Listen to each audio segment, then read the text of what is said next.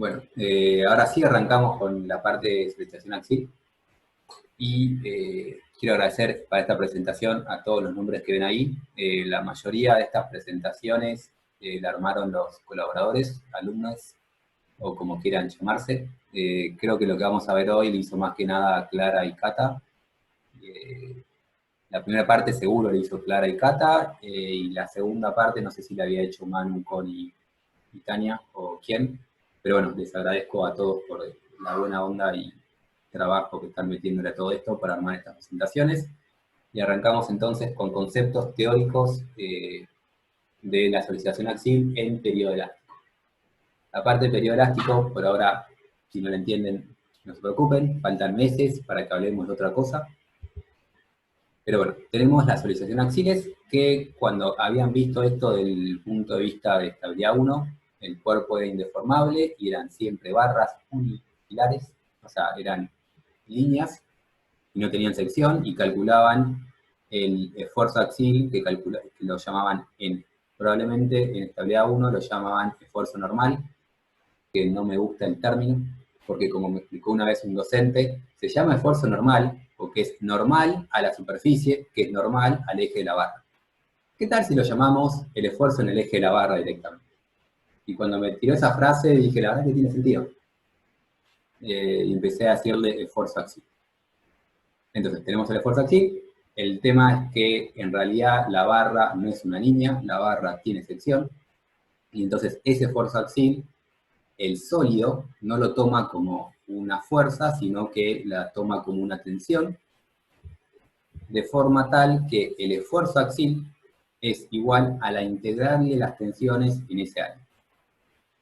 Y eso se conoce como ecuación de equivalencia, que las ecuaciones de equivalencia me relacionan las solicitaciones internas que vimos en estabilidad 1 con las tensiones del sólido, que es realmente lo que sufre, lo que siente el sólido. Y cuando digo realmente lo que siente, estamos usando un nivel metafórico y filosófico bastante grande, porque ¿qué pasa en la realidad? ¿Quién lo sabe? Y en segundo lugar, las barras no sienten, pero es más correcto decir que hay tensiones y que no hay fuerzas. Es más cercano a lo que realmente pasa en las barras. Dicho ese comentario innecesario filosófico, tenemos el esfuerzo axil. El esfuerzo axil es la integral de las tensiones en el área, y para poder despejar cómo calcular las tensiones requerimos algún tipo de hipótesis sobre las deformaciones. Y en todos los temas que vamos a ver va a haber alguna cantidad de hipótesis sobre las deformaciones. Y siempre la primera hipótesis que vamos a hacer es sobre deformaciones, y de ahí va a derivar nuestra teoría. En el caso de esfuerzo axil, como vieron con Mario, se usaba la hipótesis secciones planas, que si una sección, y ahora sí vamos a hacer un dibujito para después eliminar, si teníamos, si teníamos mi barra y la estirábamos con una fuerza axil,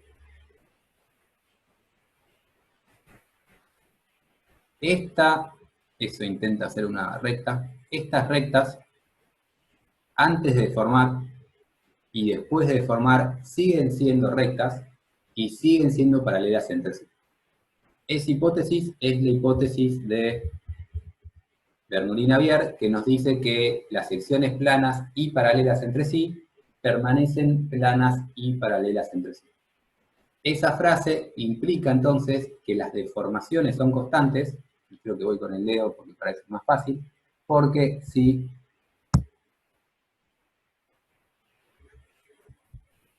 las secciones planas permanecen planas y paralelas, cuando tengo ese sólido y lo estiro, lo que me pasa en realidad es eso, y esto justamente es lo que conozco como deformación epsilon x, y me sale una línea de más, porque estamos aprendiendo a dibujar, y volvimos a la primaria.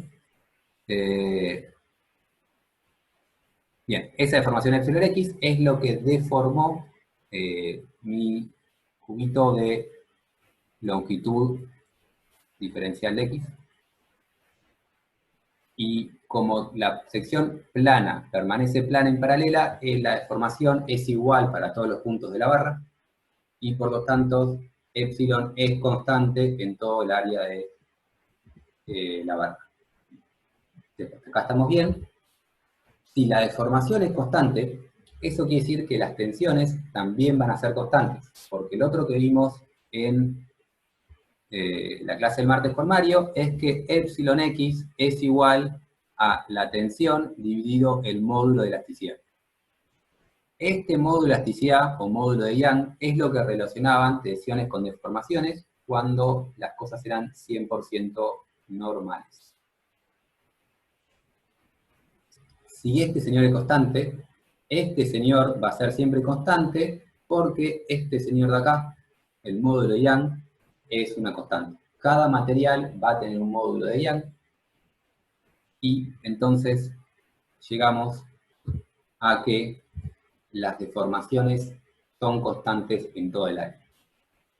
Ahora sí, sabiendo que las deformaciones son constantes, puedo sacar las tensiones de mi ecuación de equivalencia que habíamos visto antes. Voy con el láser.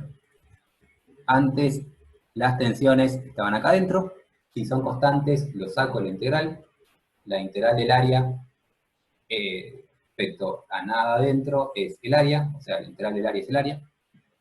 Y llegamos entonces a nuestra primera ecuación, que es que las tensiones son iguales al esfuerzo axial dividido el área, es decir, el esfuerzo axial, que es una fuerza, dividido el área que tiene mi barra, va a ser la tensión que tiene mi barra.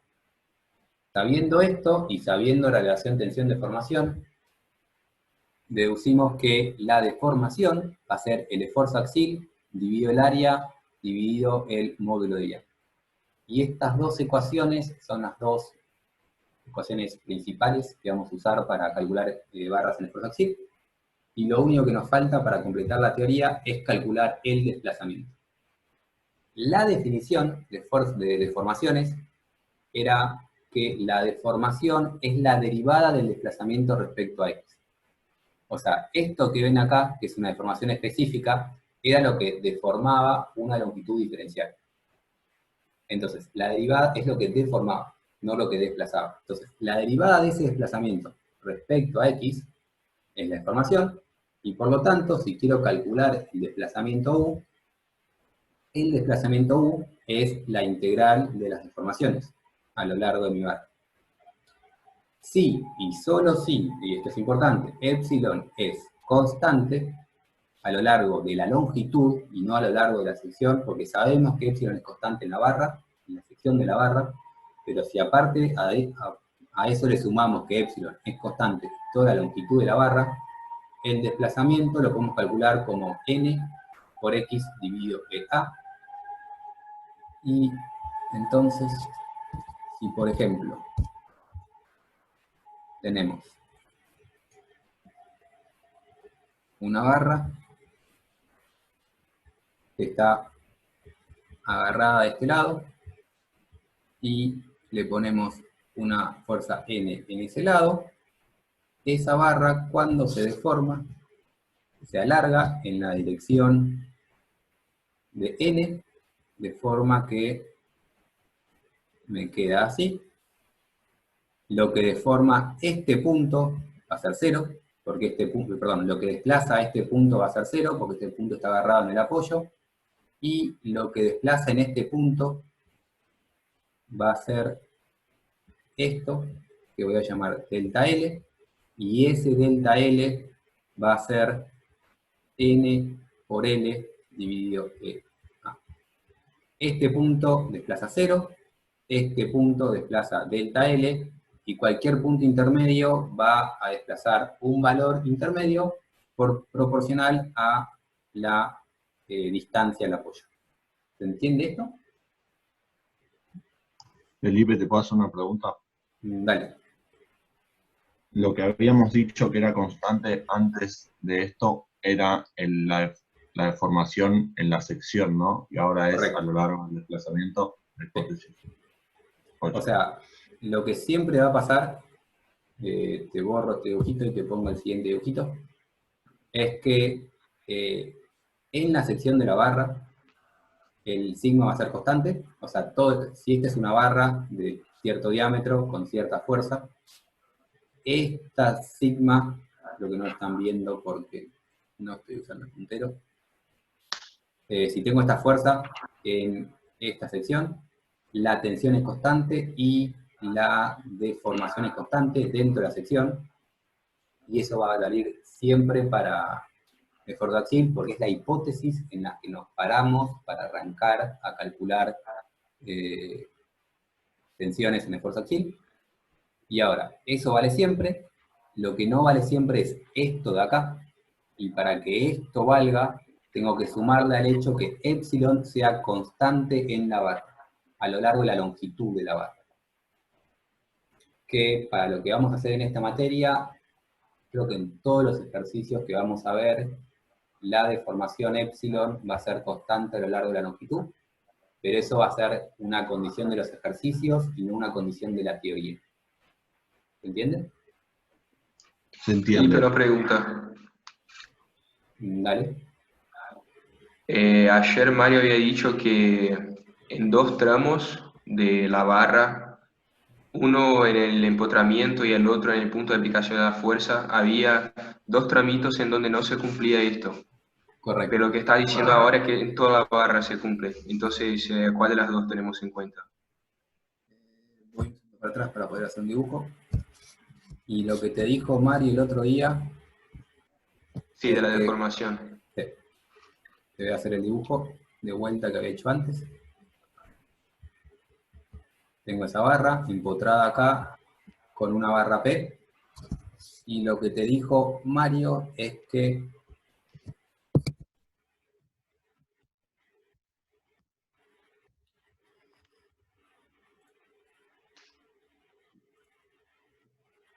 acá y acá no se cumplía la hipótesis de Saint-Venant y entonces no se cumplía exactamente lo que estamos diciendo. Estás preguntando eso, ¿no?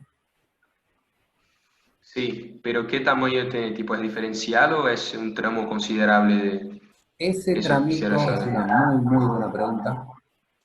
Y esa longitud, esta longitud en la que no se cumple Bernoulli, le voy a llamar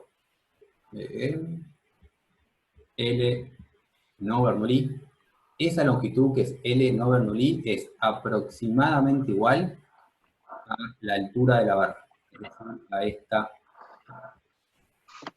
dimensión h. ¿Sí? Sí, Entonces, si te fijas cuando vamos a hacer los ejercicios, nuestros ejercicios son barras, que son barras, y una barra, para hacer una barra, lo que requeríamos es que esta longitud L sea mucho mayor que h. Vas a ver que en los ejercicios L va a valer 5 metros y h va a valer, no sé, 5 centímetros o cosas de ese orden. Entonces, el tramito, este LNB, este tramito, en que no vale la longitud de la hipótesis de Bernoulli, va a ser una longitud muy pequeñita comparada con la longitud de la barra. Y por lo tanto, vamos a despreciar los errores que podemos tener por no considerar ese tema. perfecto, ¿Sí? gracias. Entonces, siempre y cuando nuestras barras sean realmente barras y la L sea realmente mayor a H, no nos vamos a tener que preocupar por estas cosas. Sí, y en toda esta materia vamos a ver solo casos de ese estilo, pero es importante recordarlo, porque cuando avancen en la carrera van a tener cosas así, que se llaman ménsulas cortas, donde esta longitud es comparable con esta altura, y si la altura es comparable con la longitud, no vale todo lo que vamos a ver en esta materia. O vale con mayor porcentaje de error. ¿Sí? Felipe, una pregunta. ¿Vale? Si la altura es menor que la profundidad de la barra, digamos, ¿sigue siendo la altura, la distancia o la Tenés razón. profundidad? En realidad es la mayor de las dimensiones de la sección. Digo la Gracias. altura porque generalmente la altura es más grande, pero tenés razón, lo dije mal. En realidad es la mayor de las dimensiones que tiene la sección. ¿Alguna otra Perdón, pregunta? y ahí no se cumpliría en ese segmento no Bernoulli, no se cumple que sea constante a lo largo de la sección, ¿no? Sí, en ese sector no se cumple Saint-Venant, no se cumple Bernoulli, no se cumplen un montón de cosas, y entonces la tensión y la deformación no es constante. El tema es que si estamos con barras, ese tramito es lo suficientemente chiquito para despreciarlo. Perfecto, Gastón. Entonces, como dijimos antes, lo que teníamos es esto, y tenemos que la fuerza P a cierta distancia, que es esta distancia que nos da Saint-Venant, se transforma en una tensión constante, y eso genera que algo que originalmente tenía una longitud delta X se deforme una cierta cantidad, que esto en realidad lo voy a llamar epsilon X, y este epsilon X era la derivada de U respecto a X. Es decir, tenía originalmente esta longitud naranja, y después de la fuerza P se deforma y se alarga a esta longitud de acá. ¿Todo esto se entendió? Una pregunta. Dale, Agus. Epsilon X es eso que dijiste recién porque lo dice Dios, básicamente, onda, no hay una La justificación. realidad es que sí, lo dijo Green, creo que era Green, o Lagrange, o uno de estos, definió la deformación de esta manera, y las cosas se definen y se postulan, hay muchas cosas y no se demuestran. Perfecto. No voy a entrar en cuestiones complicadas, pero sí, lo que estamos viendo es una hipótesis simplificativa y teorías simplificativas que valen en los casos que estamos estudiando, y son muchas cosas postuladas por una persona y después validadas. O sea, la gente no puede inventar cualquier cosa y decir esto es así y listo. Propone algo y después verificamos si funciona lo que estamos proponiendo, ¿no? Genial, gracias. Bien. Dicho todo esto, lo que acabamos de ver es el principio y fin de la teoría de esfuerzos axiales. Lo que nos falta ver en el resto de las clases que vamos a ir avanzando es cómo complicar precisión axial, porque si no es todo muy fácil y sencillo, y en esta materia nada es fácil y sencillo. Y entonces, para complicar las cosas, después le vamos a agregar hiperestáticos, y cuando digo después me refiero a en 30 minutos más o menos. No tenemos que esperar tanto para complicárnoslas. Pero antes de empezar con cosas complicadas, arrancamos con este primer ejercicio para tener una idea de lo que es el esfuerzo axial. Y mientras leen el ejercicio, vamos con la segunda opción original del grupo de la noche, y así como tenemos el Kahoot, tenemos el Mentimeter para hacer preguntas y respuestas. Así que, mientras ustedes leen... ¿Qué es eso de nuevo? Para que cuando lo abra te aviso. Estamos probando cosas, es nuestra primera clase. Demasiadas sorpresas, Felipe. Sí, Es nuestra primera clase, yo no fui, me pueden culpar. Muchas sorpresas. La clase que viene Parece Mary vamos a ver Poppins. uno para que jueguen los profesores también. Bueno, estás totalmente invitado a jugar con los profesores.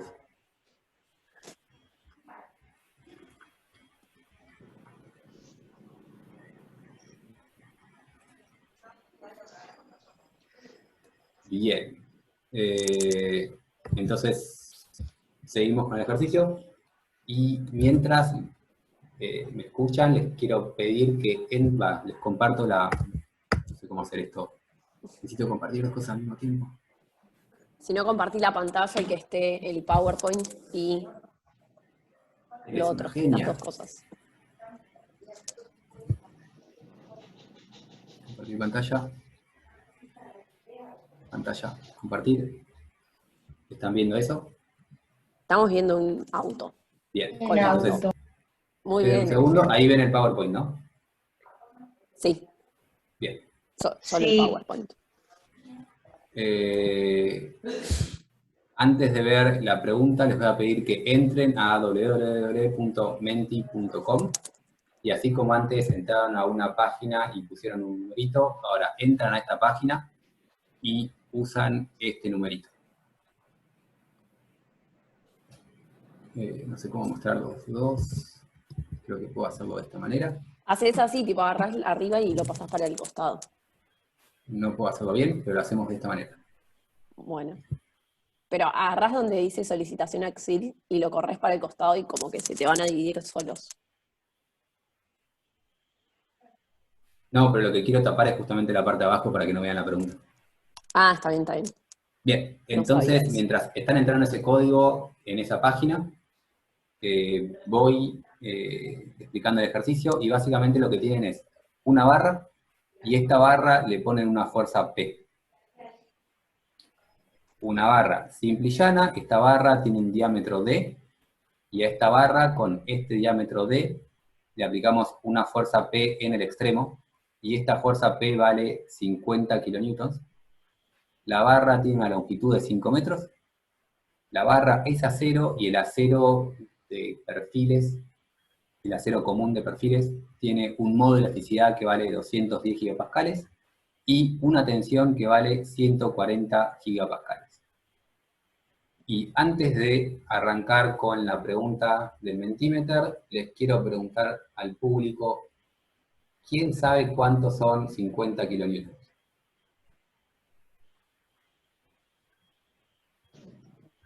Yo no. Qué desalentador, que fuiste a bus. Estoy esperando que haga la explicación del auto. Bien, ¿No son bien, 500 bien. Pero kilos? ahora, ¿alguien sabe cuánto vale 50 kilonewtons? ¿Cuánto es un kilonewton? ¿Serían 500 kilogramos? 5.000 kilos. 500 50.000 kilogramos. newtons. 5 toneladas. 5 toneladas. Esa respuesta es un poco más razonable. 50 kilonewtons son 5 toneladas. ¿Qué es una tonelada? 1.000 kilos. 1000 kilos. Fantástico. Entonces, una tonelada son 1000 kilos. En su cabeza, ¿cuánto es una tonelada? ¿Qué cosas pesan una tonelada? Un poco más que una vaca. Un Un elefante. poco más que una vaca. Sí, depende de la vaca, bastante más que una vaca. Creo que tenés muy buen campo para tener una vaca de 800, 900 kilos, pero bueno, está bien. Más que una vaca. Y para que tengan una idea en la cabeza, una tonelada es lo que pesa un gol. O sea, el gol, el auto, no el gol de fútbol. En fútbol los goles, el peso es relativo, puede valer entre 0 e infinito en función de su importancia en ese momento. Ahora, el autogol pesa más o menos una tonelada. Para eso, para tener una idea de las unidades que estamos manejando, 50 kilonewtons son 5 toneladas, son 5 goles. Ahora, un fitito, como el fitito que sí están viendo ahora en la imagen, y espero que estén entrando al Mentimeter, un fitito pesa menos que un gol, un fitito pesa 600 kilos, 0,6 toneladas, o 6 kilonewtons. Y la pregunta que les hago, a ver cuál es su sentimiento, porque hasta ahora no tienen mucha teoría, es ¿cuál es el diámetro que requerirían para que la barra soporte un fitito? O sea, ¿qué tan grande tengo que hacer mi sección A para que esta barra de acero no se rompa cuando le cuelgo el fitito? Y ahora sí pueden empezar a contestar, ahí son las respuestas, mientras los voy ocultando. Pero que se imaginen más o menos cuánto necesito para que el fitito no me rompa la barra.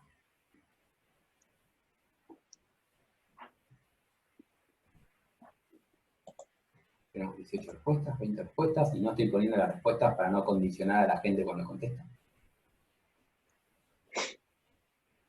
Pero bueno, estas son cuestiones que ponemos porque al principio no estamos acostumbrados a que son las unidades. No tenemos idea de cuántos son kilonewtons, si es mucho, si es poco, y cuánto es lo que resisten nuestros materiales. Porque el acero, el hormigón son cosas que resisten bastante.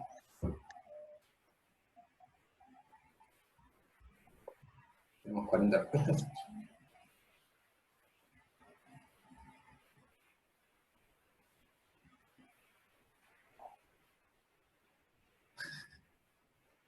Perdón, estoy leyendo respuestas que escribe Damasia en privado, porque dijo que el gol del Piti valía más que 1 tonelada. Y por eso, los goles esos son relativos. La importancia es la que uno le asigna. El gol, el auto, es un objeto que tiene un peso definido y no podemos darle mucha vuelta. ¿No nos tenían que dar la tensión?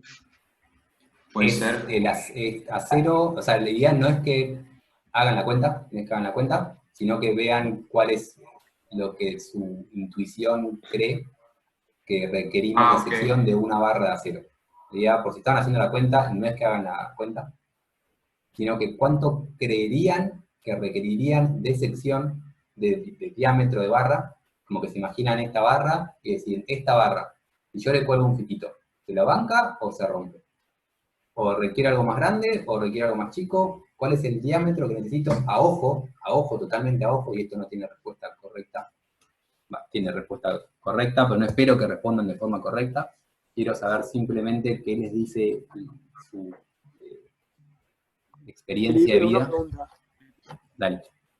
Si quisiéramos hacer la cuenta, lo único que nos faltaría es cuándo se rompe la barra, ¿no? Claro, y la cuenta la vamos a hacer en 5 minutos. Pero sí, requerimos la tensión que resiste el material que está colgando. Perdón, no altera nada cuánto mide el largo, ¿no? Exacto, es una buena conclusión, pero no la estaba haciendo todavía, pero correcto. La longitud de la barra no me cambia cuando se rompe o cuando no se rompe. La longitud me va a cambiar con cuánto se deforma, mentira, cuánto se desplaza. Pero, por ejemplo, si la longitud fuese más o menos comparable con el diámetro, ¿sí cambia o no? Si la longitud es comparable con el diámetro, te empieza a cambiar porque tenés condiciones de borde, justamente que hablamos antes, que te condicionan la respuesta material. Que eso no se ve en esta materia, porque ya son cosas avanzadas, pero sí, te cambia ya ahí. Claro, yo estaba pensando en intro, que nos mostraron cómo se estiraba una barra, pero era recortita. En esa barra ya igual vale lo que estamos diciendo. Esta barra tenía suficiente longitud para que lo que estamos diciendo es válido, para que el borde no condicione el resultado. Y era una barrita bastante cortita, pero ya era 5 veces mayor la longitud que la sección, y con eso era suficiente. Bien, pasamos a ver respuestas, y está bastante dividido. La mayoría fue con 5 centímetros, y después está bastante dividido entre 7 y 20. La respuesta correcta era 7 milímetros. Y ahí, si tienen una regla a mano, fíjense cuántos son 7 milímetros, es muy poco 7 milímetros. Entonces agarran un lapicito, miden 7 milímetros, y un lápiz, una sección de este tamaño, si fuese acero, sería suficiente para bancarse el peso completo de ese fitito. Y este ejemplo era para mostrarle la resistencia real que tienen los materiales y cuánto se banca el acero. Ahora, nótese que estamos colgando el fitito de una barra perfectamente vertical, de forma que el esfuerzo axil que el esfuerzo es completamente axil. El esfuerzo axil es muy resistente, para que 7 milímetros, es muy eficiente, para que 7 milímetros se banque el peso completo del fitito. Y dada esta eficiencia del esfuerzo axil, es que existen los reticulados. Los reticulados quieren lograr esta eficiencia. Quieren lograr que una barra de 7 milímetros se banque el peso de un fitito. Vamos a ver, cuando hagamos estas mismas cuentas en flexión, que en flexión es muchísimo menos eficiente para transmitir esfuerzo. Y esta primera pregunta era simplemente para jugar un poco con el Mentimeter, pues vamos a ver qué usamos en el resto de las clases, pero para hacer preguntas me pareció divertido, y es para que empiecen a tener una idea de las unidades. Y ahora sí, corto esto y vuelvo a compartir la presentación. Y volviendo a lo que es la presentación. Felipe, Dale. ¿El epsilon es siempre dato para nosotros? El epsilon, no. Lo que va a ser Sí. dato es el módulo de elasticidad y la tensión. Max. Bueno, El epsilon lo vamos a calcular. Entonces, para tener unidad de unidades, 50 kilonewtons son 5 toneladas, y lo podemos ir escribiendo ahí. Estos son 5 toneladas o 5.000 kilogramos. Y esto no lo aclaré al principio de la clase y ya me arrepiento. Quiero creer que todo el mundo tiene un lápiz y lapicera en la mano y una hoja o algo para escribir y no está tirado en la cama mirándome hablar, porque no es la manera de aprender una materia. Excepto que sean Manuela, Connie y Agustín, espero que sí estén tirados en una cama. Alumnos, por favor, estén anotando y todas las cosas que estoy hablando y que no están en el PowerPoint en algún lugar, por favor, escríbanlas. Pregunta número 2 de unidades. ¿Cuánto es un gigapascal?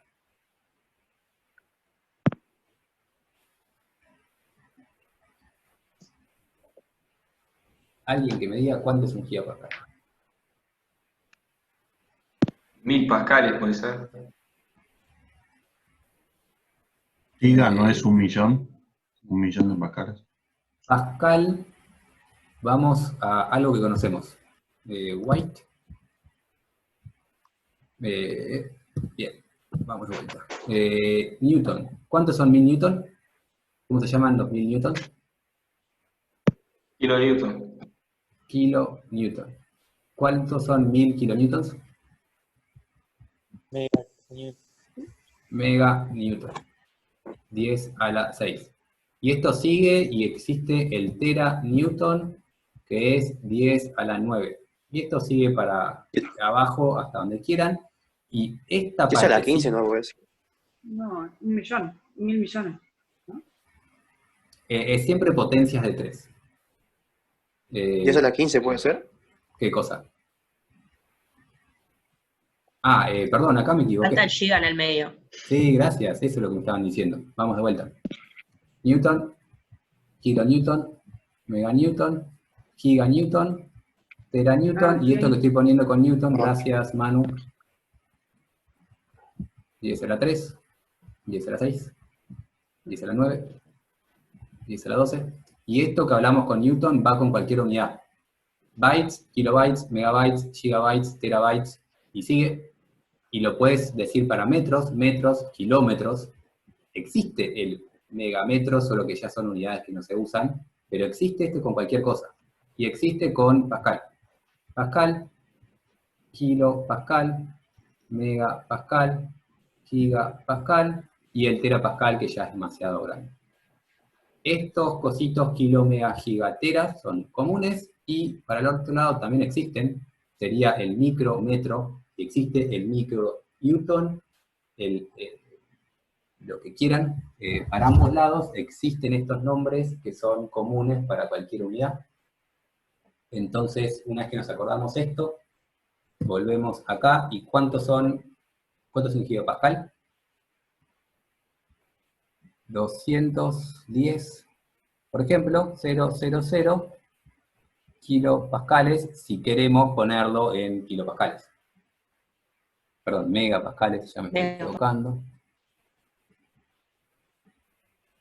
Si lo queremos poner en megapascales para comparar el módulo de Young con las tensiones. Ahora, esto es como pasar de gigas a megas a kilos a lo que sea. Ahora, ¿qué es un pascal? Escucho, Es Fer. un newton sobre metro cuadrado. Un newton sobre metro cuadrado. Y espero, ¿conocen el chiste malísimo de Pascal y Newton? En las escondidas, sí. ¿Cómo? Jugando a las escondidas. Es, por una razón, la manera que logré cuando cursaba estas cosas, acordarme que es un Pascal. Que es malísimo, y les pido disculpas de antemano, pero a mí me sirvió, así que vamos a decirlo, y espero que no lo repita Sosti, porque fue el que me lo contó fue Luis. Y era básicamente, había una fiesta de científicos, ingenieros o lo que fuese, y los señores científicos se pusieron a jugar un juego de escondidas, Y entonces arranca el juego y Bernoulli sale corriendo y se esconde en el placar. Lagrange se esconde atrás de la cortina y se empiezan a esconder todos, y el señor Pascal está ahí, está quedando sin lugar para esconderse, no sabe qué hace. Perdón, el señor Newton.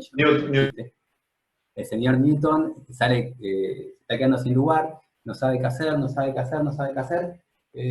Arranca, agarra una lapicera, va al piso, hace un cuadrado de 1 metro por 1 metro, se pone arriba del cuadrado y se queda ahí paradito quieto. Cuando sale el científico que estaba buscando, agarra, deja de contar, lo mira y dice, pica Newton. ¿Y Newton qué le contesta? Soy Pascal. ¿Cómo? Soy Pascal. Soy Pascal. No soy Newton, soy Pascal. Soy Newton sobre el metro cuadrado. Pésimo, pésimo. Malísimo.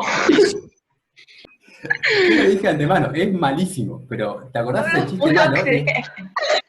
Y después te Superó acordás de todas Newton. mis expectativas de malísimo. Pidiendo disculpas, pero bueno, ahí nos acordamos por el resto de la vida, por ese chiste malísimo, y las cosas malas también son muy efectivas. Que Excelente. Pascal es un Newton sobre 1 metro cuadrado. Y ese es un Pascal. Definición de Pascal, un señor Newton arriba de un cuadrado de 1 metro cuadrado.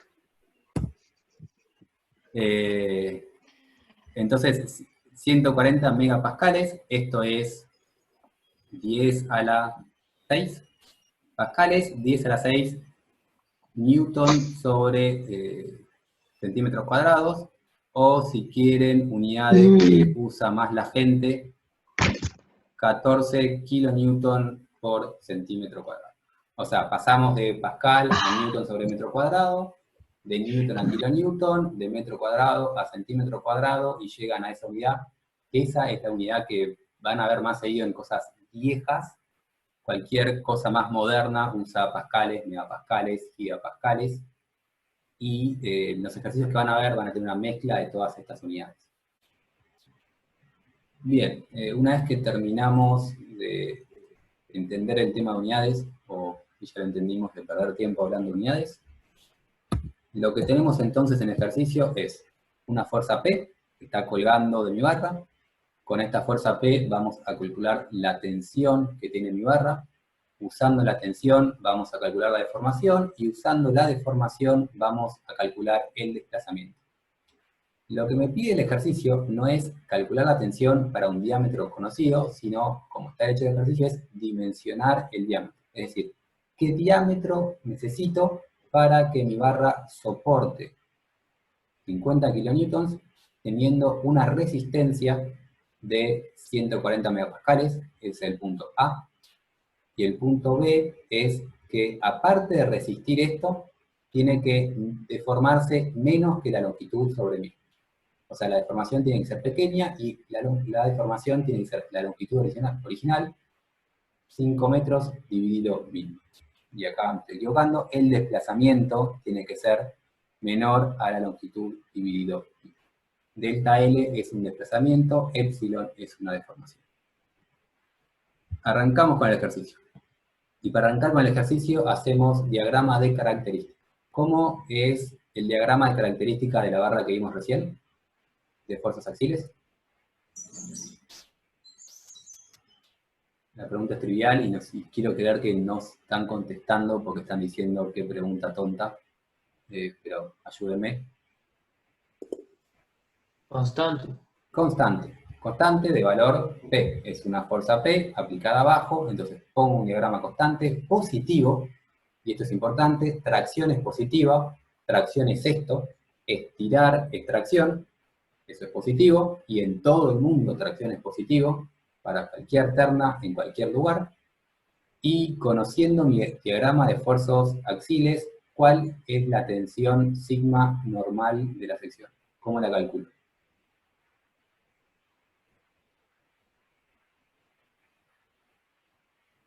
¿Cómo calculo la tensión? Es el esfuerzo La tensión normal. sería sobre... Claro, me dijeron 3 personas, muchas gracias a esas 3 personas. La tensión es el esfuerzo normal dividido el área de una sección circular es pi por diámetro al cuadrado dividido 4.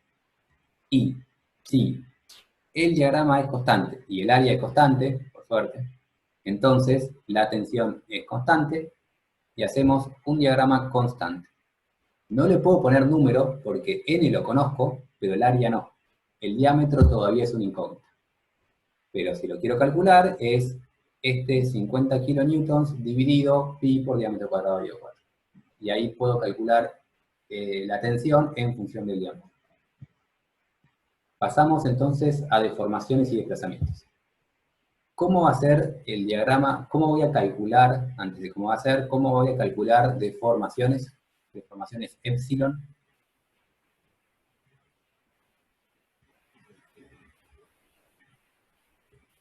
Una pregunta, no llega a ver, ¿el diagrama de tensión lleva signo también? El diagrama de tensión bien. lleva signo, sí, importantísimo el signo. Tracción es positivo para tensiones. O sea, normal positiva implica sigma positivo. Y es tracción. Tenemos que entender el concepto de tracción y de compresión. Y eso es, el tracción es positivo. Todos los diagramas van a llevar signo. Pasamos a deformaciones longitudinales epsilon. ¿Cómo calculamos epsilon? Que sería sigma sobre E. Sigma sobre E, exactamente. Usamos la ley de Hooke, que es la ley de linealidad mecánica, que nos daba la relación entre sigma y epsilon, y entonces de esta manera calculamos epsilon, y tenemos que si este señor es constante, entonces este señor es constante a lo largo de la barra. Es decir, si este era constante, entonces epsilon es constante, y lo calculo haciendo sigma sobre E. Aclaración importante, la hipótesis y la teoría parte de deformaciones, entonces en realidad este es constante, por lo tanto este lo es, pero cuando hacemos los ejercicios que generalmente arrancamos de acá, y después calculamos esto. Me permití la doble flecha, porque para lo que estamos trabajando es lo mismo, si uno es constante, el otro va a ser constante. Y nuevamente epsilon tiene signo, y epsilon es positivo cuando se estira, no cuando se tracciona. Epsilon es positivo cuando se estira. Si se alarga, es positivo. En este caso tengo una barra, no sé si me están mirando la cámara, pero tengo esta barra, la estoy tirando así, entonces estoy alargando mi barra, y por lo tanto epsilon es positivo. Bien, dicho cómo es epsilon, ¿cómo voy a calcular desplazamientos U? Felipe, ¿Te escucho? ¿decís se estira y no se tracciona porque puede traccionarse y no estirarse? Exactamente. No lo vimos todavía, lo van a ver el martes, pero las cosas pueden traccionarse y achicarse. Tracción habla de tensiones, estiramiento habla de deformaciones. Son cosas distintas, independientes, en principio. Dependientes, pero no linealmente dependientes. O unívocamente dependientes. Entonces, diagrama de desplazamientos. ¿Cómo calculamos desplazamientos? Vamos con los nombres y empezamos a pronunciar mal apellidos para preguntarle a Ani Torokian. Perdón, Ani, elegí cualquier nombre. Ani no me contesta. No, estoy pensando. Estaba viendo la fórmula, Bien. pero para poder calcular el desplazamiento habíamos planteado que U de X era igual a la normal por X sobre E por el área. Bien, y para hacer eso lo que habíamos planteado es que U era la integral de las deformaciones. ¿Está bien eso? Claro. Entonces, lo que teníamos, que habíamos visto en la clase pasada, es que la deformación se calculaba de esta manera, entonces el desplazamiento es la integral de este señor. Eso implica que este diagrama es la integral de este diagrama. ¿Sí? Sí. Y ahora nuevamente Ani, que tuvo la gentileza de contestarme. No tengo la figurita, pero nos acordamos que esto está empotrado acá y estamos tirando de acá abajo. ¿Cuánto se desplaza este punto? Nada, porque está empotrado.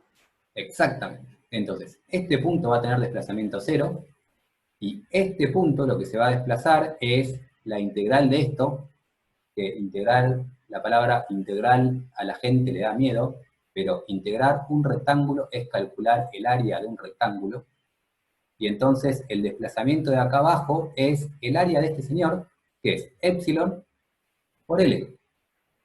Epsilon es P sobre EA, y por lo tanto acá abajo voy a tener un diagrama lineal, porque esta es la derivada de esto, si esto es constante, esto es lineal, y este delta L no lo tengo anotado, entonces lo vamos a anotar. Ese delta L, acá, va a ser epsilon P sobre EA por L. Acabo de integrar el diagrama de deformaciones. Y siempre el delta L, o casi siempre, el delta L lo voy a calcular de esta manera. P por L sobre EA. Y eso es lo que desplazó el punto de abajo.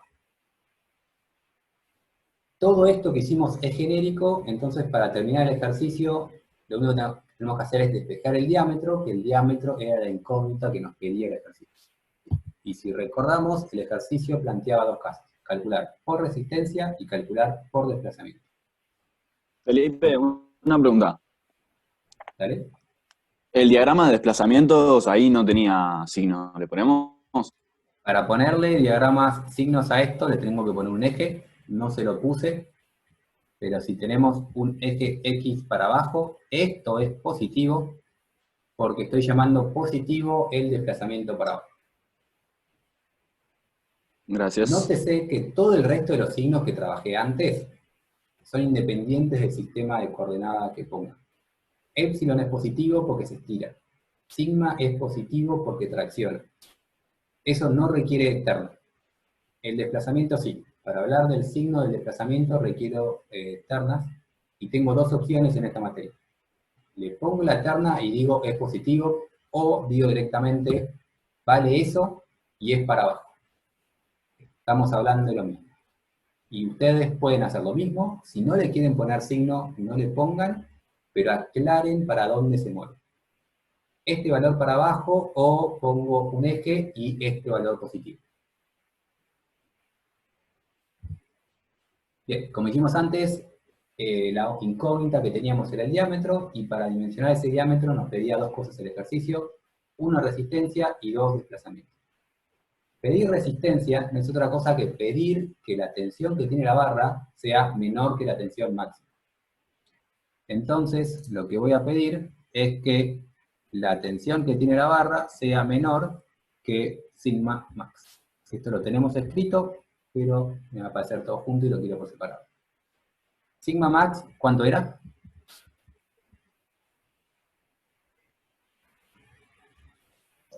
Me parece que 140, pero no estoy segura. Exactamente. Era dato el problema y era 140 megapascales. ¿Y cómo calculábamos sigma, la tensión real de la barra? ¿Alguna persona, alumno que me conteste? N sobre A. N sobre A, que era pi por diámetro, eso es una D, al cuadrado sobre 4. Conocemos... ADM, sigma ADM, que en realidad lo decía la consigna. No escuché, no entendí. ¿Qué sería? Creo que dice el sigma ADM, ¿puede ser o no? Ah, admisible. Admisible. Gracias. Sigma admisible. Y ahora hago una acotación después de esto, pero en principio estas dos cosas son lo mismo. Ahora hago el comentario. Entonces, sigma admisible o el máximo es dato, N lo calculamos nosotros, la única incógnita es D, entonces resolvemos el sistema y despejamos D, y vemos que para resistir 5 toneladas, 50 kilonewtons, o en unidades que manejamos todos, 5 goles, para resistir 5 goles necesitamos un diámetro de 2,1 centímetros. Buscamos la regla, vemos cuántos son 2 centímetros y decimos, palabra que ustedes eligen. ¿Cuánto se la banca el acero? Y sí, el acero se la banca. 2 centímetros de diámetro resisten 5 autos. En esfuerzo axial. Terminamos el ítem A. ¿Preguntas del ítem A? ¿Esto es así realmente o es muy teórico? Esto es así realmente y es peor todavía. Este acero es un acero bastante comunacho y este señor de acá es admisible porque en realidad el acero comunacho resiste más y le estamos metiendo un coeficiente de seguridad de 1,75 aproximadamente para alejarnos de realmente la resistencia máxima, porque si lo ponemos al límite se nos apoya la mosca y se nos rompe todo. Entonces el acero resiste más y por eso es admisible. Este valor de acá es lo que yo elijo como máximo, pero el acero en realidad resiste más todavía. Y sí, a la pelota, ¿cuánto resiste el acero? El hormigón, para que tengan una idea, resiste 20, 30, 40, según el hormigón que estén utilizando, megapascales a compresión. El acero común resiste esto. El acero de barras resiste 240. El acero de alta resistencia te puede llegar a 600. Depende, hay distintos aceros y hay distintos materiales. Y el esfuerzo axial es muy distinto. ¿Cómo? ¿El acero resiste todo eso a compresión también? Igual el que... acero el acero, el material, resiste lo mismo a compresión que tracción. La diferencia de compresión y tracción en el caso de acero es a nivel estructural y lo van a ver en estabilidad 3 y no lo ven en estabilidad 2, pero el material resiste igual a compresión que tracción, el acero. El hormigón no, y lo vamos a ver más adelante. O sea, teóricamente para nosotros, si la barra estuviera apoyada en el piso y ponemos 5 toneladas arriba, resiste igual. Tendría que tener el mismo diámetro. El material resiste lo mismo. Ahora te está yendo un poco de tema, pero todo el mundo se debe imaginar que eso es medio raro, porque si yo tengo esa barrita y me quiero apoyar acá, le va a dar la sensación de que algo raro va a pasar. Ese raro que va a pasar, o sea, si yo hago el dibujo de vuelta, pongo la barrita y me quiero sentar y le quiero apoyar 5 toneladas a esa barrita, algo raro va a pasar. Ese raro que pasa no es problema del material, es problema de la estructura. Se te va a ir de costado, pero por tema estructural, no por tema material. Y eso lo vas a ver en estabilidad 3. Y debido a esto es que el ejercicio lo hice así, que te parece más razonable. ¿Sí? Sí, perfecto. Bien.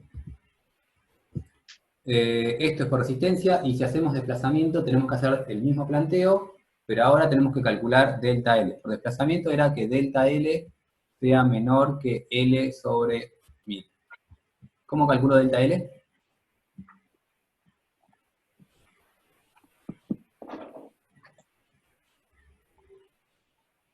Lo vimos hace 2 minutos. ¿Cuánto vale delta L? Era epsilon por L. Epsilon por L. ¿Cómo vale epsilon? ¿Cuánto vale? ¿Cómo se calcula? Sigma sobre E. Sigma sobre E. ¿Cuánto vale sigma? P sobre área. Entonces la fuerza P dividido el área dividido el E. Todo esto es epsilon por L, es delta L. Y esto tiene que ser menor a L sobre 1000. Se nos va esto con esto. Y P es dato, epsilon es dato, 1000 es un número, el área depende del diámetro, hacemos todo este sistema y nos queda esta cuenta acá, que es P por L dividido E por el área, tiene que ser menor a L sobre 1000. Esto es lo mismo que vimos antes, pero como me parecía todo junto y me di cuenta recién, decidí ponerlo por separado, pero esto es P por L dividido E dividido el diámetro, dividido el área, menor a L sobre 1000. Mi incógnita es de espejo y despejo este número de acá. ¿Bien? Si yo, entonces tengo que, para resistir, por resistencia requiero este diámetro, y por desplazamientos o deformaciones requiero este diámetro. Si yo tengo que elegir un diámetro que satisfaga ambas condiciones, ¿qué diámetro le tengo que poner a mi barra? Más grande. El más grande. Entonces dimensionamos con un diámetro mayor a 2,13 centímetros. Y para terminar, ¿dale? Sí, quería hacer una pregunta a ver si a alguno se le ocurre por qué también dimensionamos a partir de desplazamientos. En este caso nos dio más chico, pero si nos hubiese dado más grande el diámetro, ¿por qué sobredimensionaríamos en términos de resistencia, pero por dimensionamiento lo estaríamos restringiendo? O sea, a nivel práctico, ¿por qué les parece que haríamos algo así?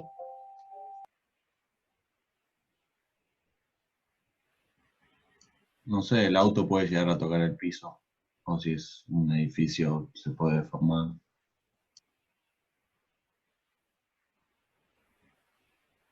¿Qué quiere decir que ese edificio se puede deformar? No, la verdad es que ni idea. ¿Sería para que la deformación no se note?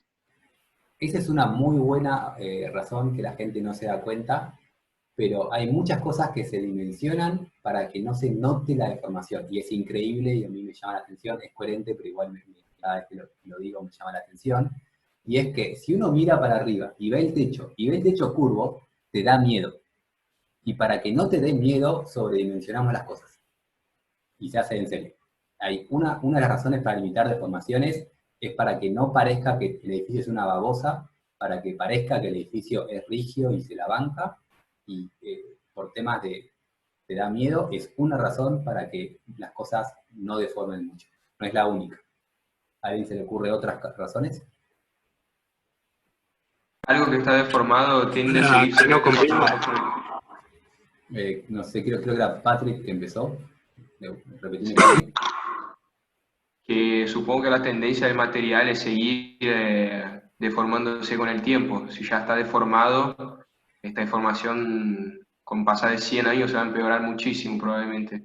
El hormigón tiene efectos geológicos, que es lo que decís vos, sigue deformando después, pero no es tan significativo para que afecte, o sea, te aumenta la deformación, pero no te la duplica, no es algo tan significativo. La tenés que tener en cuenta igual. Y no sé quién ¿No más. puede ser que cambia el problema, que dejan de ser pequeñas deformaciones y aumento más y tengo que cambiar toda la teoría? Esa es una buena razón, hasta ahí. Y en la mayoría de los casos, las deformaciones no se limitan por eso, pero siempre tenés que tener cuidado de cuánto vale tu deformación para ver si usas pequeños desplazamientos o no. Ahora, si la estructura deforma mucho, te conviene cambiar la teoría y tener en cuenta y pasar a teorías de grandes desplazamientos y no simplemente dimensionar de más porque no tenés ganas de calcular las cosas bien. Entonces, es más que nada chequear que se cumplen las hipótesis, pero no es lo más común sobredimensionar para hacer menos cuentas. ¿Más ofertas? ¿Podría ser para que no comprima con una pared o una luz entre piezas? Bien, eso pasa, creo que te estoy entendiendo, pero cierto, o sea, a veces cuando deforma, si ustedes ven la ventana arriba tiene un dintel. Si el dintel deforma mucho, empieza a apoyarse, por ejemplo, en la ventana, y se te rompe la ventana porque se te deformó el dintel. O sea, el edificio no se va a romper, pero por temas de servicio, las cosas no se pueden deformar porque después se te rompe la ventana o no te cierra la puerta. Si la estructura alrededor de una puerta se deforma mucho, no cierra la puerta, y eso hace que el edificio no funcione. O sea, tu departamento no puede tener una puerta que no cierre, entonces tenés que tener control de deformaciones para que se cumplan condiciones de servicio, que son este tipo de cuestiones. En una casa no tiene sentido, pero cuando van a un galpón, que los galpones son todos metálicos y deforman un montón, llega a pasar que por deformaciones el portón del galpón no te cierra. Y gastaste un montón de plata para tener un galpón al cual no le podés abrir el portón. Y eso es un problema. La última razón es por temas de servicio, que más allá de la estética, hay temas de comodidad, y si ustedes hacen un piso, y el piso es una babosa, que normalmente pasa con pisos metálicos, estás caminando en una cama elástica, y no es para nada cómodo caminar en una cama elástica, entonces tenés que cumplir que esas cosas de servicio también se cumplan, que no deforme por temas de confort. Esto mismo se aplica a dinámicas, no puede vibrar mucho por temas de confort. Las vibraciones difícilmente dañan la estructura, pero molestan mucho a las personas. Creo que no se me ocurren más razones para controlar desplazamientos, pero son más o menos esos. Tal vez hay una que se me escapa. Controlar resistencia es para que no se vaya todo el demonio y no se rompa. Es más fácil que... Bien, si no tenemos más preguntas para terminar el ejercicio, una vez que calculamos el diámetro, y estas son preguntas cortas. ¿Cómo calculamos sigma?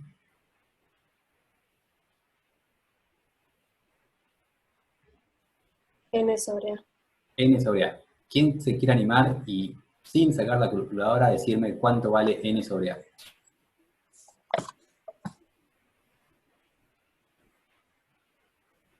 Para ese diámetro de 2,13 centímetros, ¿cuánto vale la tensión? Y el admitible. 140. El admisible. Justamente lo dimensionamos para que valga eso. Pero sin sacar nada, 140. ¿Cómo calculo epsilon? Sigma sobre E. Sigma sobre E, 140 sobre 210 megapascales y gigapascales, y calculamos epsilon. ¿Cuánto vale delta L? Epsilon por L. ¿Cuánto vale delta L L? sobre 1000. L sobre 1000. L sobre 1000 hubiese sido si hubiese puesto 1,74, pero puse 2,3. Epsilon, L por epsilon. Epsilon por L, o P por L sobre EA, y ese número me lo comí. Después lo pueden agregar, no es tan difícil. Tiene que ser menos que 5 milímetros, porque justamente le puse más. Pero anda en ese orden. Y no sé cuánto vale esto, pero esto de acá, entonces el delta L no sé cuánto vale, pero estará en el orden de, no sé, 3 milímetros. Puede ser. Y esto es importante para empezar a tener órdenes de magnitud. Cuando calculamos una tensión, la tensión puede valer 10 megapascales, puede valer 200 megapascales, pero no se va a mover de ahí.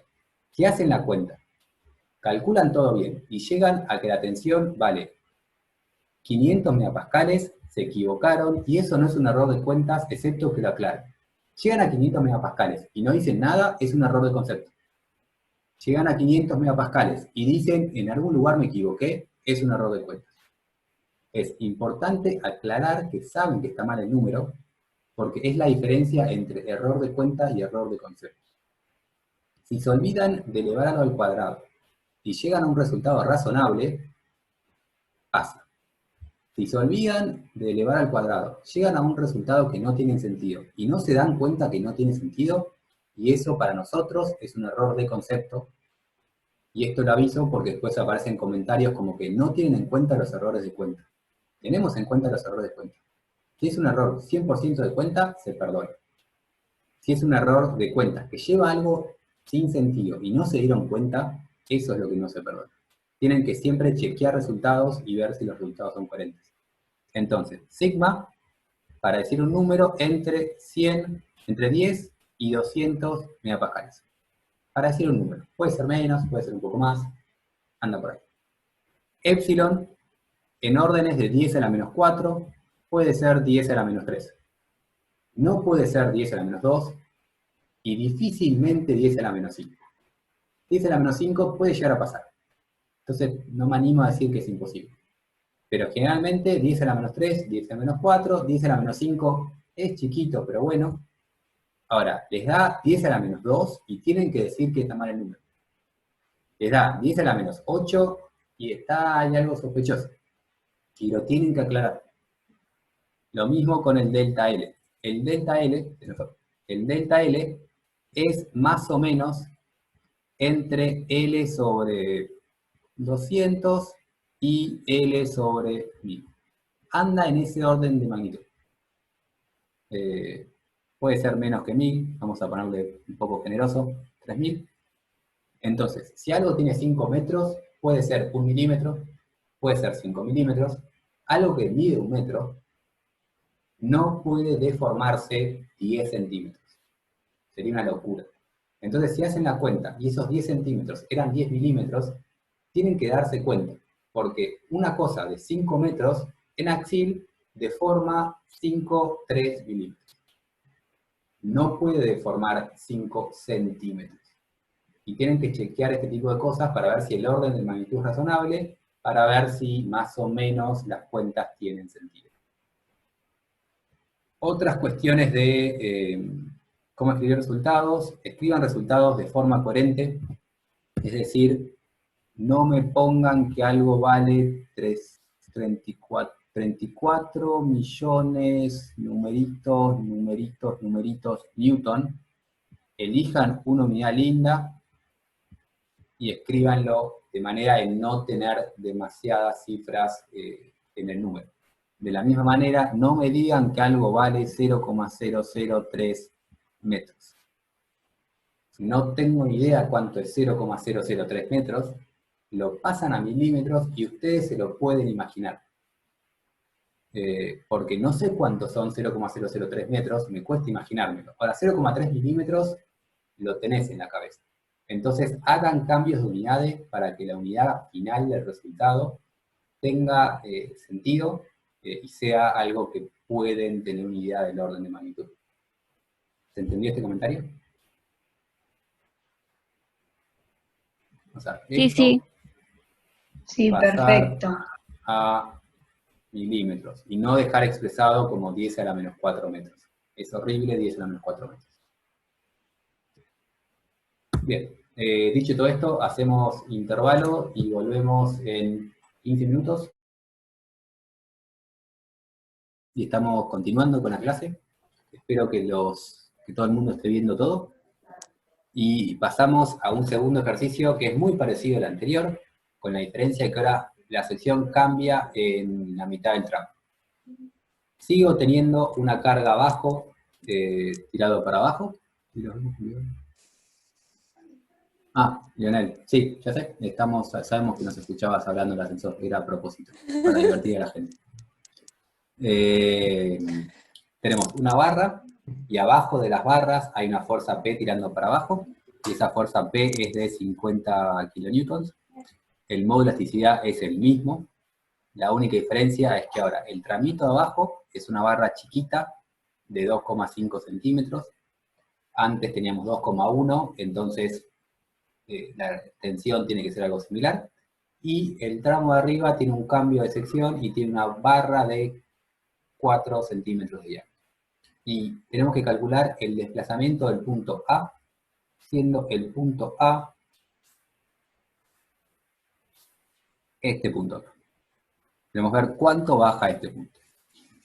Para hacer esto, arrancamos como siempre. Vamos a hacer primero diagramas de fuerzas axiles, diagramas de fuerzas de tensiones, diagramas de fuerzas de deformaciones, y después haremos el diagrama de desplazamientos y calculamos el desplazamiento. Entonces arrancamos con las preguntas complicadas y es, ¿cómo es el diagrama de fuerza axil de esta barra? De estas dos barras. Constante y positivo. Constante y positivo de valor 50 kilonewtons. El diagrama de fuerza axil no conoce, por ahora, en isostáticos, vamos a ver que después sí, pero en isostáticos no conoce material, no conoce sección, lo calculamos como lo calculábamos en estabilidad 1. Ahora, si queremos hacer el diagrama de tensiones que sí es nuevo, ¿cómo va a ser el diagrama de tensiones? Constante hasta la mitad y después constante de nuevo. Constante hasta la mitad y después constante de nuevo. Perfecto. Van a hacer lo que me está diciendo acá el señor. Creo que Santiago.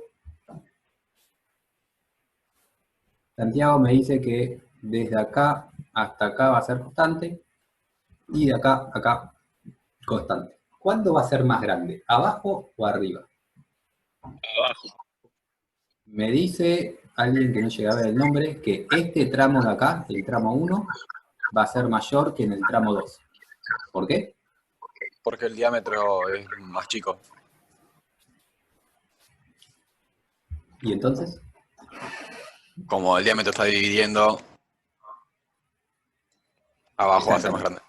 Entonces, la manera de calcular sigma es n sobre a, como el área del tramo de abajo, y acá lo llamé al revés, entonces borro y hago de vuelta, este lo llamé 1 y este lo llamé 2.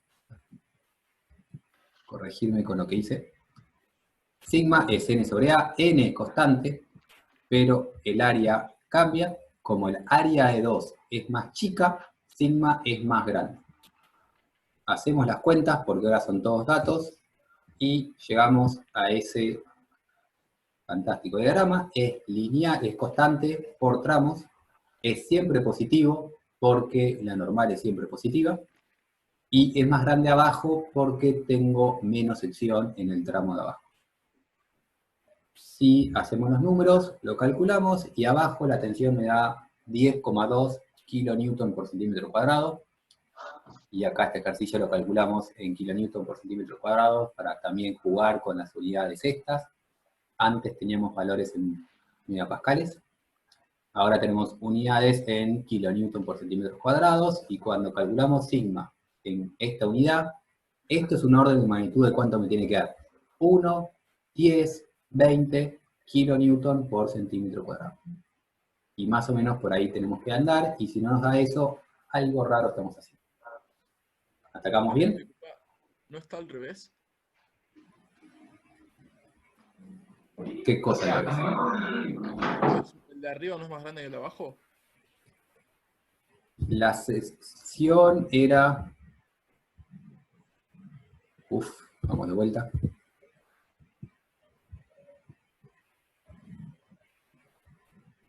Estoy exagerándolo un poco. Eso intentó ser una línea recta, que de recta no tiene nada, pero bueno, esta es mi sección. Esta sección es chica, esta sección es grande. Sigma es n sobre a. Mientras más chico a, más grande sigma. ¿Sí? Entonces, si esta sección A2 es menor que A1, esto implica que sigma 1 tiene que ser mayor que sigma 2. ¿Sí? Perfecto. Listo. Entonces, una menor sección implica mayores tensiones, lo cual tiene sentido.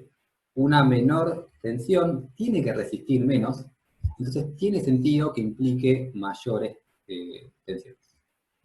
Volviendo al gráfico, es esto, la tensión de abajo es más grande porque el área de abajo es más chica. Pasamos a deformaciones. ¿Cómo calculamos deformaciones? Antes de cómo es el diagrama, ¿cómo lo calculamos?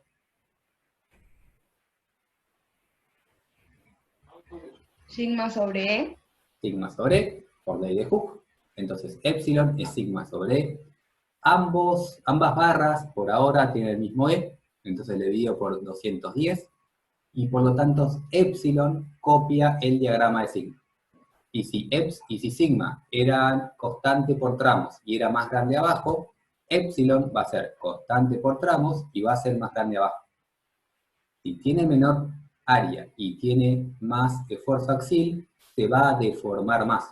Es más fácil deformar algo con menos área. Hacemos las cuentas y vemos que los valores de epsilon rondan algo por 10 a la menos 4, es coherente. Y ahora sí pasamos a la pregunta complicada del desplazamiento. ¿Cómo calculamos desplazamientos?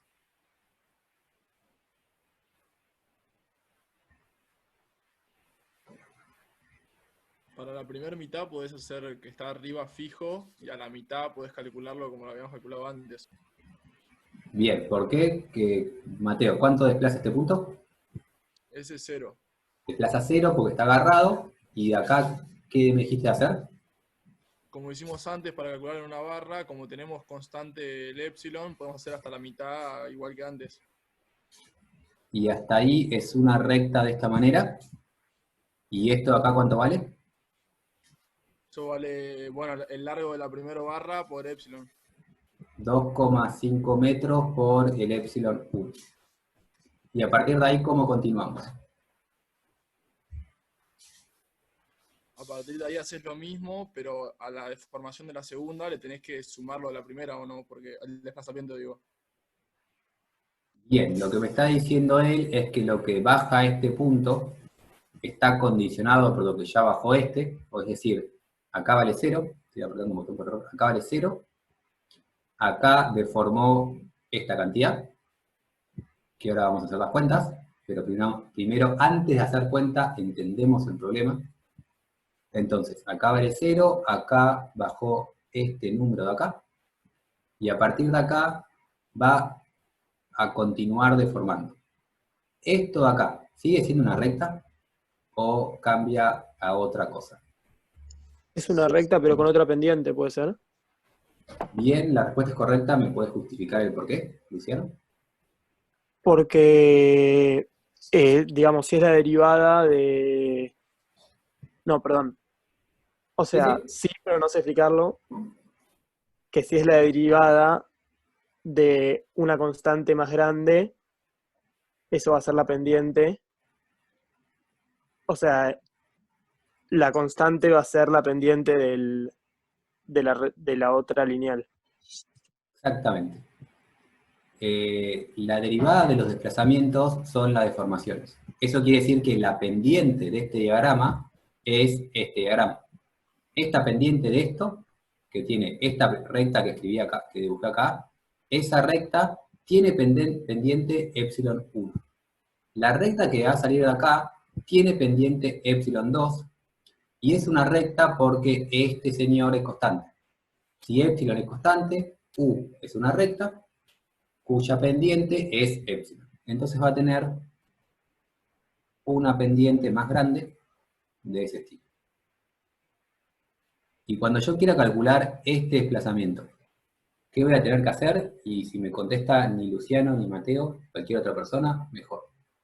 ¿Cómo calculo este desplazamiento total que tengo acá abajo? ¿Podrías calcular el desplazamiento para Mateo, que creo que arrancó primero? ¿Mateo? ¿Podés calcular el desplazamiento como para una barra angosta de todo ese largo y sumarle el otro? Bien, ¿y cuál es la barra angosta de todo ese largo? ¿Cómo calculo ese desplazamiento? Y como lo veníamos haciendo. Exactamente. No sé, a ver.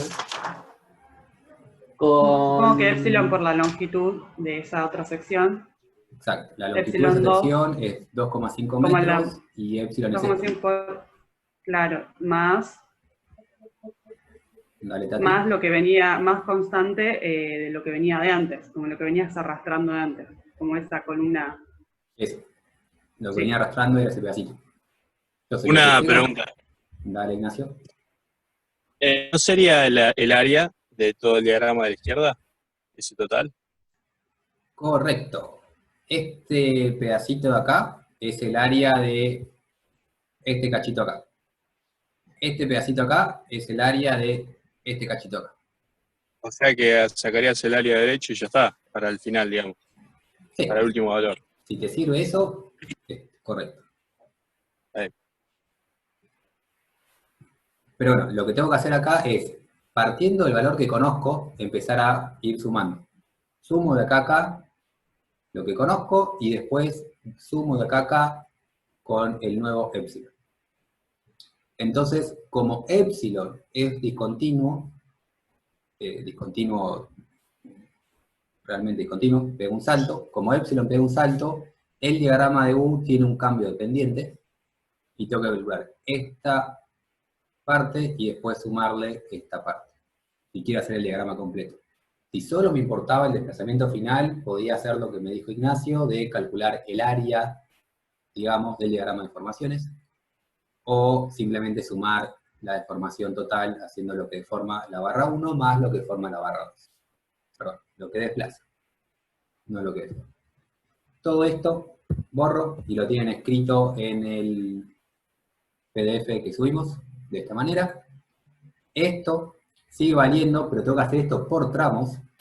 Esta cuenta así vale solo por tramos, Y si yo quiero ir, esto vale muy lindo, si yo quiero ir de 0 hasta acá, y calculo esa primera recta, que es la expresión que pusimos antes, que ahora la ponemos de vuelta acá abajo, y después, para calcular la segunda recta, tengo que volver a integrar, pero ahora desde, eso intentó ser una integral, integrar desde acá hasta acá. Integrar de hasta acá hasta acá es calcular este área, entonces borramos un segundo, y entonces al integrar ese cachito me da esto de acá, que es epsilon, este es el epsilon 2, por L, y esto de acá era epsilon 1 por L. ¿Dudas de esto? Todo ok por mí. Bien, entonces esto quedó medio raro, lo corregiremos y lo actualizaremos, pero sépanlo en sus apuntes. Esto vale por tramos, no vale de principio a fin. Como es discontinuo, mi epsilon, como epsilon dejó de ser continuo en L, no lo puedo sacar arriba, afuera. Entonces tengo que hacerlo por tramos. Es constante a tramos, es continuo a tramos, calculo uno, le sumo el otro. Y vemos que... Felipe, una consulta. Dale, no sé qué fue. Entonces, el diagrama de desplazamientos nos indica que mientras más te acercas a la posición de la fuerza, de aplicación de la fuerza, las fibras que están ahí se desplazan más respecto a su posición inicial. ¿Es eso? No, no depende, o sea, esto sucede porque lo que me cambia es el área. Sí. Este Pero digo, el es hecho... el mismo, este señor es el mismo. Esta fibra de acá deforma más porque tiene un área más chica. ¿Esa es tu pregunta? ¿O a qué iba? Mi duda es por qué el desplazamiento crece de forma lineal. ¿Eso qué quiere decir? Quiere decir que cuanto más te alejas del punto de origen, que sería el empotramiento, más se está deformando, más se está desplazando. Más se está desplazando. El empotramiento no se desplaza y mientras más te alejas del empotramiento, más se desplaza. Pero eso que estás diciendo no lo podés tomar como regla general. Vamos a ver que no siempre es así y en realidad tenemos que pensar cómo es la deformación en cada caso y no tenemos una regla general de la manera que la querés plantear. Bueno. En este caso, como el punto de arriba no se desplaza, todos los puntitos de abajo se empiezan a desplazar para abajo y cada vez va sumando esos desplazamientos. Pero estamos en un caso lineal sencillo. No siempre es tan fácil.